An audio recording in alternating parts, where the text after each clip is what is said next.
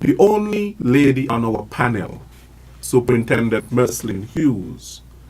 What can you say about this? Good day, radio listeners, television, and internet. Mr. Williams, this is a very burning issue for us as law enforcement. We recognize that the family is not playing an important enough role in the crime prevention, because a lot of what is going on, it takes place even within the confines of the home, of the family. And I could relate to something that one of my fellow officers would have said to us during a search in the countryside some months ago. And when they got inside the home, the mother, the father was there. They went in the bedroom to search.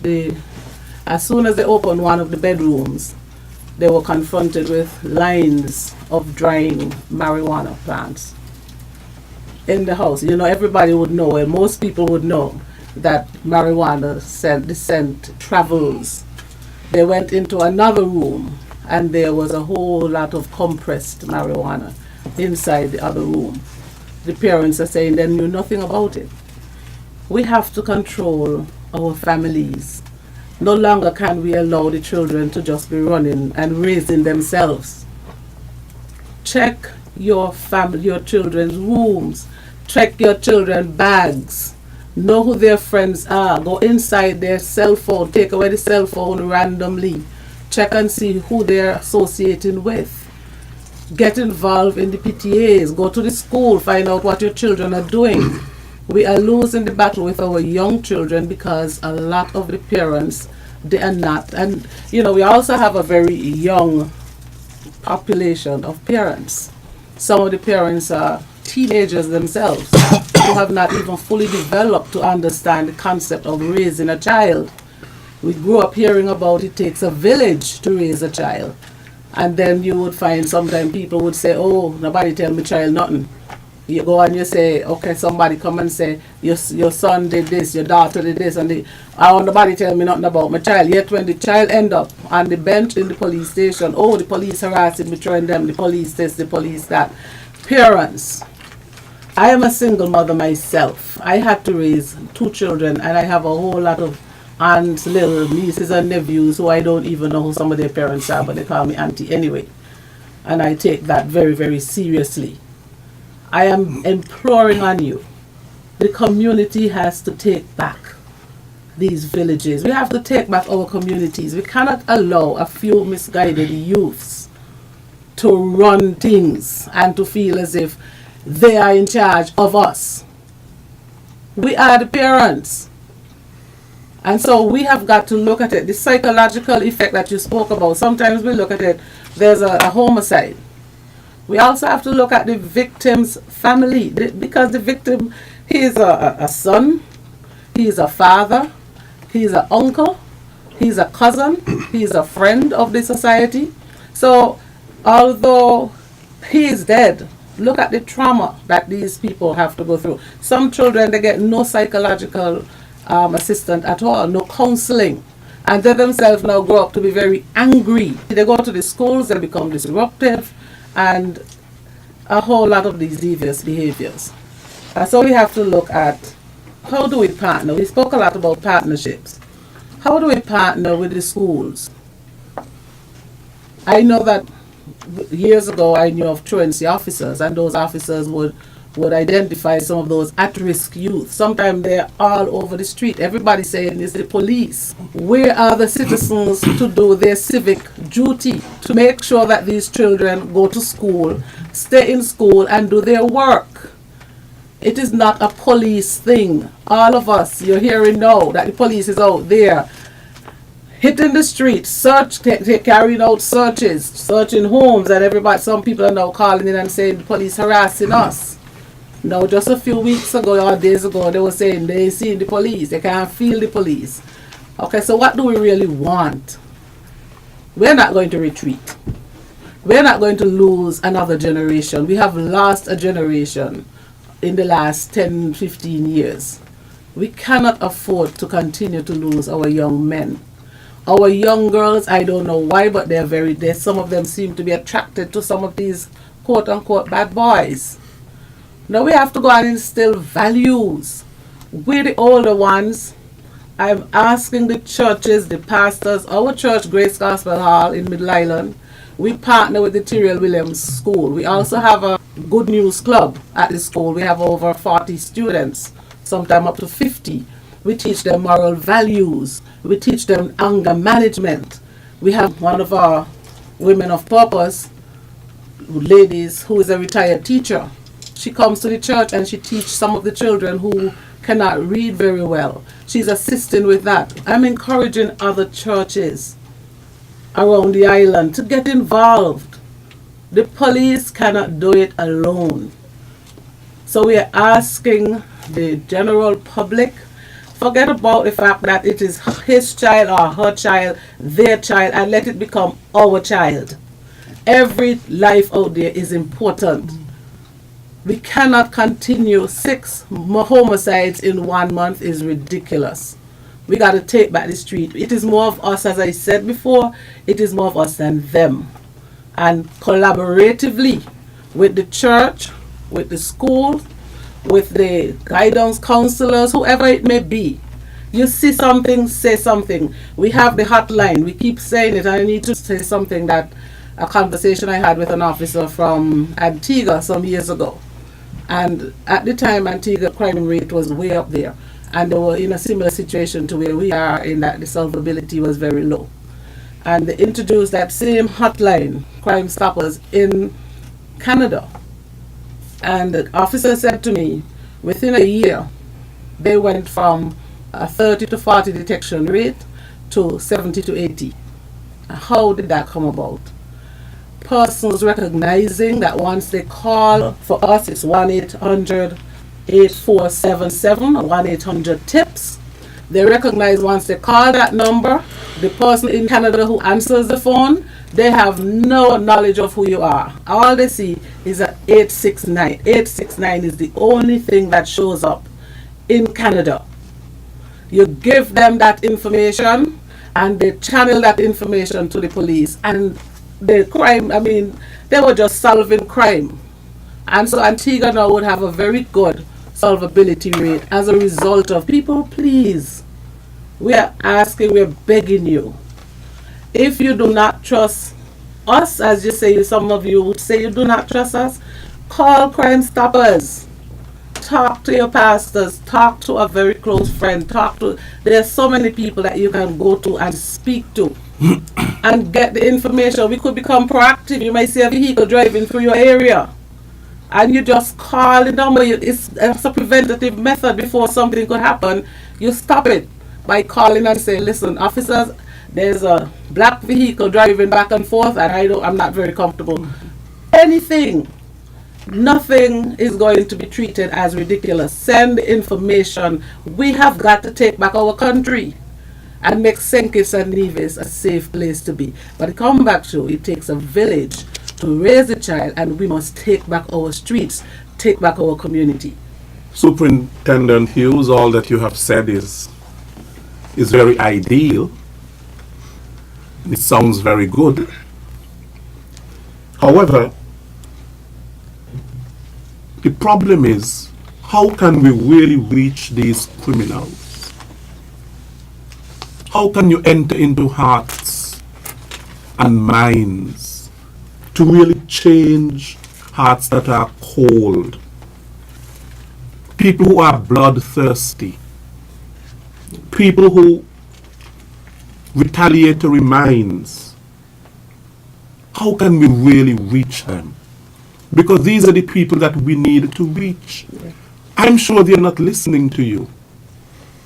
They're not listening to this program. Yeah. They are planning the next move. Who they're going to get back at. Revenge. And they're planning day. And they're planning night.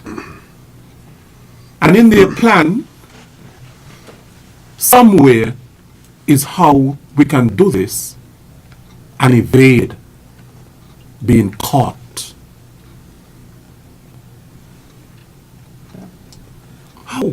There's no magic answer out there. It is a concerted, collaborative all the C's that we can use. It is going to be an effort of getting. Somebody gave me an idea today, and they say you would never know how the criminals are thinking if you don't go and talk with them. They're the only ones who know who they have beef with. All right, so that's why we would want to encourage. You have the employers, most of them engage in criminal activities and not seeking employment or not employed. But there are enough persons around. Believe you me, a lot of people know who these people are. How can we get them to team with us to bring these people to the table? The young man who spoke with me today, he said, you can't know how they're thinking unless you get them together, to speak with them, but you cannot just bring them together. So you have to go with this one and speak with them. Hear what's the beef with this one here. And they gave quite a lot of ideas. But like I said, it will have to be a collaborative effort. The church, the schools, the media plays a pivotal role. It has to be a collective and collaborative effort. Talking about media, we move to Superintendent Henry. I know him very well. When I worked with the Observer newspaper and so on, he was extremely helpful. He was public relations officer for the force at the time, and then he moved to traffic and so on. I communicated with him many times. Now, Superintendent Henry, you're the commander of Division B. Am I correct? Yes, that's correct. Okay, what are some of the issues related to Division B? And probably you can speak to Division A too. You can't have a B without an A, right? Thank you. Well, let me first of all thank you for the opportunity to be here. Yes. And to say pleasant good afternoon to those who are listening via whatever means. The problems in Division B are no different to the rest of the island. We have our share of murders, robberies, break-ins. The problem is island-wide. And so all that was mentioned previously refers to Division B. The question is, how are we dealing with it? Mr. Petty mentioned about the 6-point plan. And some people would say, well, the 6-point plan is nothing new. The 6-point plan is things that we heard about before. But I don't think anything in policing is new. And so what is important is how well we do what we do. And so what ACP really spoke about collaboration between other law enforcement agencies, but I'm going to take it one step further and add collaboration with the community, because the community is a stakeholder in all that is happening. And so they have to collaborate with us as much as we have to collaborate with them. And that collaboration would give us the intelligence, the information that we need that would fuel our intelligence-led operations, which is a very important part of our plan in dealing with the problems. And this had borne much fruit for us in Division B. As a result of that intelligence that we were able to get from the community, for example, in Sandy Point recently, we were able to execute warrants on particular premises, and we were able to solve several break-ins. We found drugs, we found stolen goods, and several persons were on the premises. When they were questioned, when we see the items and take the items to the victims of these crimes, they were able to positively identify the items. And so we were able to solve a break-in ring, so to speak, in the Sandy Point community. And that was the result of the collaboration with the community. We've also had similar successes in other communities. In Old Road, for example, where we executed other search warrants as a result of information that we would have gathered from our collaboration with the community. We were able to arrest 4 persons with large quantities of marijuana on their premises, which clearly suggests that they were engaging in trafficking. And we know the trafficking in drugs has led to quite a number of the murders that we are having, because when persons are trading, when something go wrong in the transactions, their only recourse is to resort to violence. It's not in the normal course of things. The legal trading, where if there's a dispute between 2 parties, you go to the court or you go to the police to resolve the issue. The criminals do not do that. They resolve their issues with the guns. And so if we are able to reduce the incidences of drug trafficking and take away that very supply of drugs that is available, then we believe that we could reduce some of the murders that way. And so while some people might think that it's a waste of time seizing marijuana and raiding marijuana fields, I do not share that view, because the marijuana, it has been proven that is fueling a lot of the violence that we are experiencing. We've had similar searching in other parts of the district, in Mansion, in Molyneux, in Tabernacle, in Sadlers. Again, large quantities of marijuana were seized on all of those premises where we searched. And most of these operations, they were joint operations. So the collaboration extends beyond just between the community and the police, but between other agencies. The Customs, the Defense Force, and other units in the police force, the drug squad, they were part of these operations. Another problem that we have in District B is the cultivation of marijuana. It seems like, well, District B, that is where most of the available land is, up in the mountains, very fertile land. And persons take advantage of the fertility of the land for cultivating marijuana. And they are supplying persons in the city. And so if we remove the source of the supply, then I think we could make a dent in the problem. And so we have extended our reach to mountains in St. Paul's a couple of weeks ago, where we have conducted an eradication exercise with the Defense Force and Customs, and we were able to uproot over 600 marijuana plants. That is 600 plants less available for sale. And so we believe that these operations, these initiatives, that would go a long way in reducing the violence. You mentioned two things that I want to question you on, about the removing of the marijuana. But you're also removing income for some people. And therefore, with the removal of that income, do you think that these people will try to get income elsewhere by probably targeting businesses, stealing, trying to find money however they can? And the other thing you mentioned is about these guys resolving their issues with guns. Do you think it is resolved? They're settling scores, but the issue is never resolved, and that is why you have a spiral, a cycle.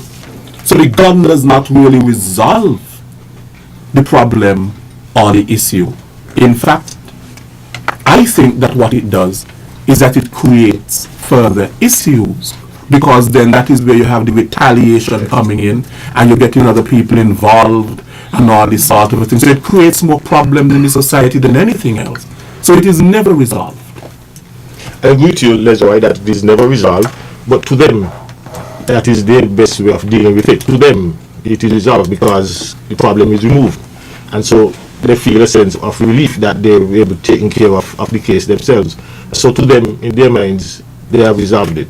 But I agree with you, it is not resolved, because that person who they would have taken out, he has associates that would want revenge, and they are going to take revenge, and the cycles continue.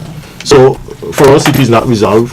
For them, that particular issue is resolved. In terms of income, yes, there is a possibility that one could resort to other illegal means to get income, but that is where the other parts of our strategy would prevent that. That is our high visibility, our engagement with the business community to ensure that they have adequate security. We always encourage businesses to take responsibility for their own security. Do not expect the police to post a guard outside their place or put a guard to patrol their street. They must take responsibility for their security, employ whatever means they have to. If you cannot afford to have a security guard, hire a security guard, then use electronic means. There are cameras, there are alarms, and not just any old camera.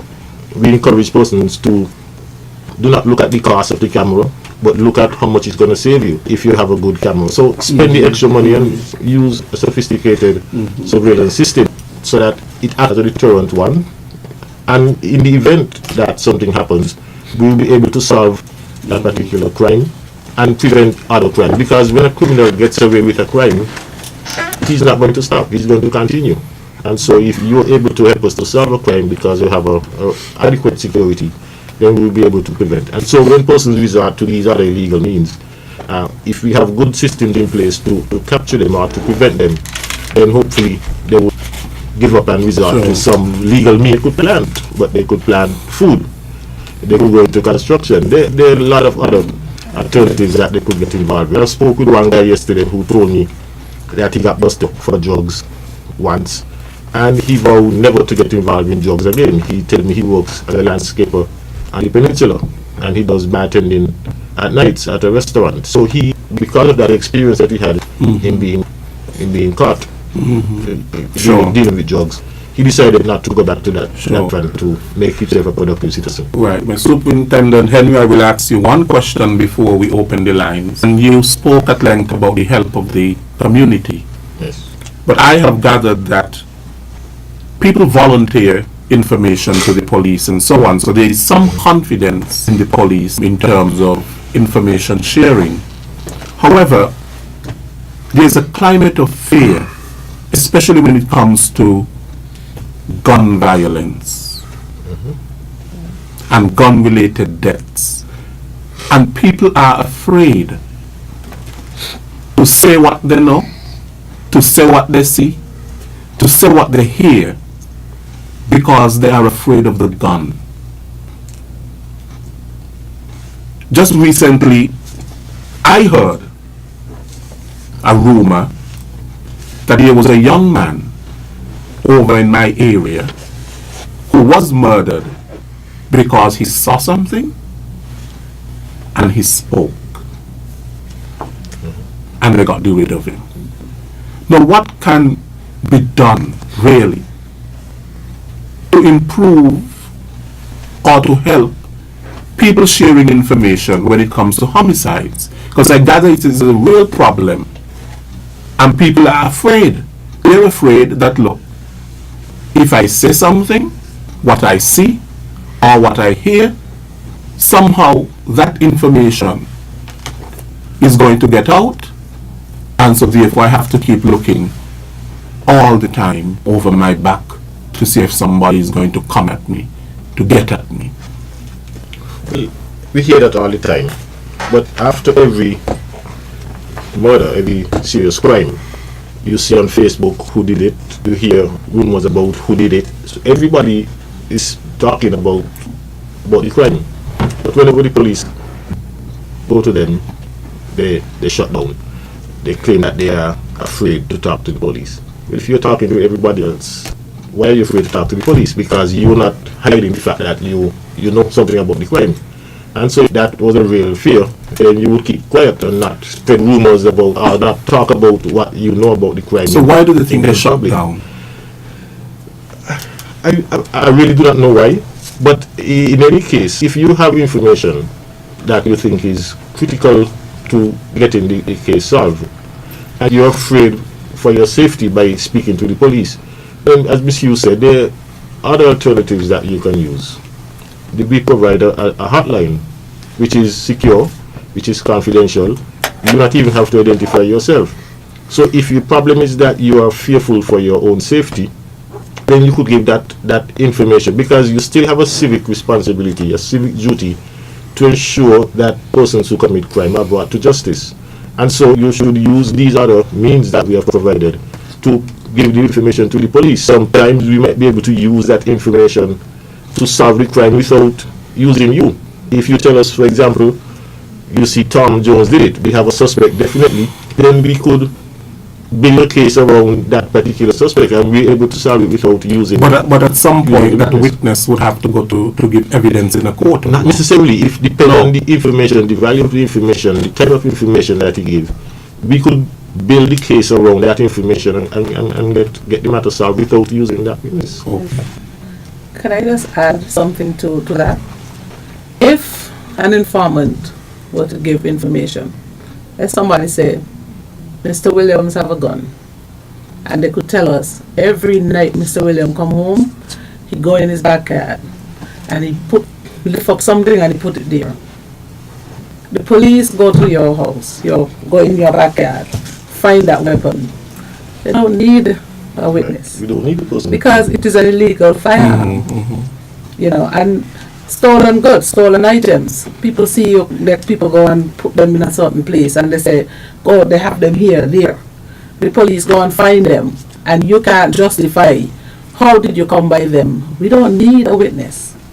These stolen items. You know, so there are ways of getting around a lot of it. But the public have got to stop being so afraid. Otherwise, what is going to happen? When you keep quiet, the criminal win. Sure. Well, we speak about the public and how the help of the community. Now we go to the phone lines.